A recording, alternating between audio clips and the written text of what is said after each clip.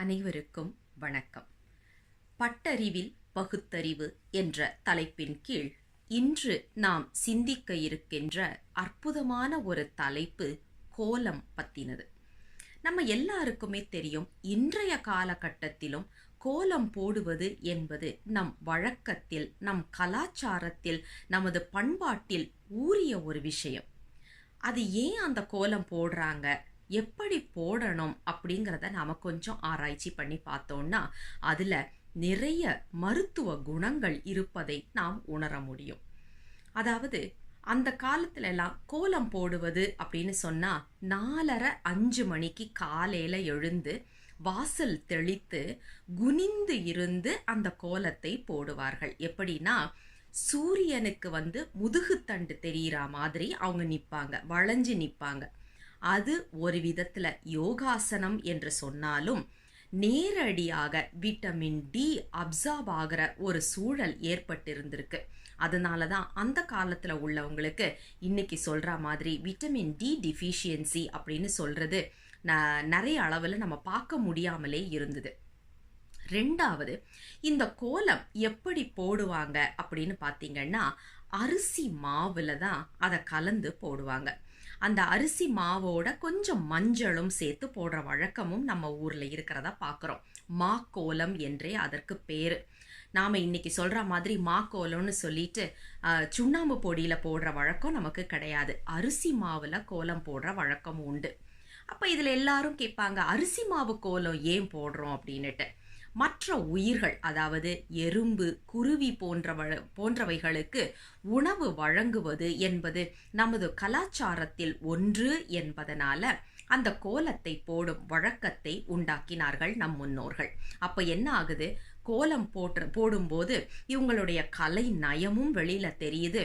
கோலம் போடும்போது அவங்க குனிஞ்சு நிமிந்து அந்த இடத்துல வேலை செய்யும் போது விட்டமின் டியும் சூரியன்ல இருந்து, ஏன்னா காலையில வர்ற நேரத்தில் அந்த இளம் சூரியன்ல இருந்து தான் மிகவும் அதிகமான அந்த விட்டமின் டி நம்மளுக்கு கிடைக்குதுன்னு இன்னைக்கு அறிவியல் பூர்வமா நாம பார்க்குறோம். அதனால அந்த காலத்துல அதையும் செய்திருந்தாங்க. அதே நேரத்துல மற்ற உயிர்களுக்கும் அதே நேரத்துல உணவு கொடுத்துட்டு இருந்திருக்கிறாங்க.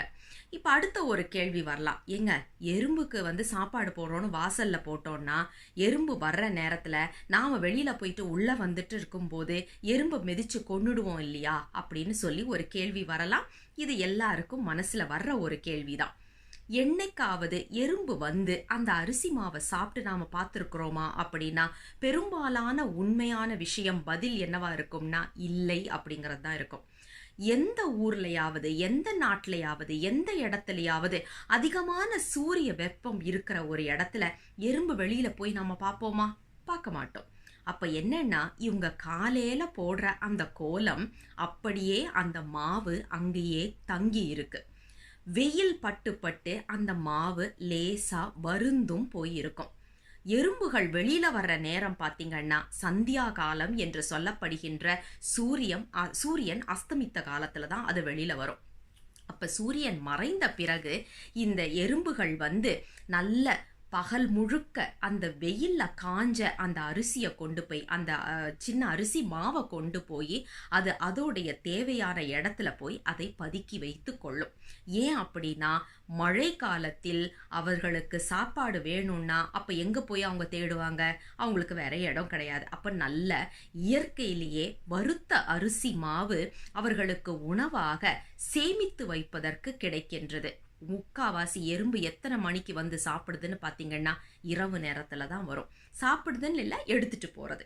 அப்ப இரவு நேரத்துல மக்கள் ஆள் அரவம் எல்லாம் நீங்கின பிறகு, சூரியனும் அஸ்தமித்த பிறகு இந்த எறும்புகள் லேசா இந்த அரிசி எல்லாத்தையும் எடுத்துட்டு போய் அது சேர்த்து வைக்கும். அடுத்த நாள் காலையில நாம கோலம் போடும்போது மீண்டும் இந்த வழக்கம் நடக்குது. அப்போ மழை காலத்துல எறும்புகளுக்கு இந்த நல்லா வறுத்த அரிசி மாவு தான் அங்க இருக்கிறதுன்றதுனால அதுவும் கெட்டு போகாது. ஒரு வருடத்திற்கு அவங்களுக்கு சாப்பாட்டுக்கு எந்த பிரச்சனையும் இல்லாமல் இருந்தது. நம்ம செய்யற ஒவ்வொரு விஷயத்திலையும், நம் முன்னோர்கள் செய்த ஒவ்வொரு விஷயத்திலையும் அறிவியல், மருத்துவம், காருண்யம் என்று சொல்லப்படுகின்ற கம்பேஷன் எல்லாத்தையும் கலந்து வைத்திருந்தார்கள் அப்படின்னு சொல்லும்போது எப்படிப்பட்ட ஒரு சிறந்த வாழ்க்கை அவர்கள் வாழ்ந்திருக்கின்றார்கள் அப்படிங்கிறதுக்கு ஒரு மிகச்சிறந்த எடுத்துக்காட்டு தான் இந்த கோலம் போடும் வழக்கம். இன்னைக்கு போடுற மாதிரி ஸ்டிக்கரை ஒட்டுறதுனாலேயோ அல்லது கெமிக்கல் மாவு போடுறதுனாலேயோ அல்லது சுண்ணாம்பு பொடியில் போடுறதுனாலேயோ நாம் அதோடைய முழு தாத்பரியத்தை மறந்துடுறோம். அதே நேரத்தில் முழு பலனும் நமக்கு கிடைக்காமல் போகின்றது அப்படிங்கிறது தான் நிதர்சனமான உண்மை. எந்த ஒரு விஷயத்தையும் ஆழமாக தெரிந்து அதன்படி நடப்போம், அதன் முழு பயனையும் நாம் அனுபவிப்போம் என்று சொல்லி உங்களிடம் இருந்து விடைபெற்றுக் கொள்கின்றேன். மீண்டும் அடுத்த வாரம் அடுத்த ஒரு தலைப்போடு கூடிய விரைவில் உங்களை சந்திக்கின்றேன். நன்றி, வணக்கம்.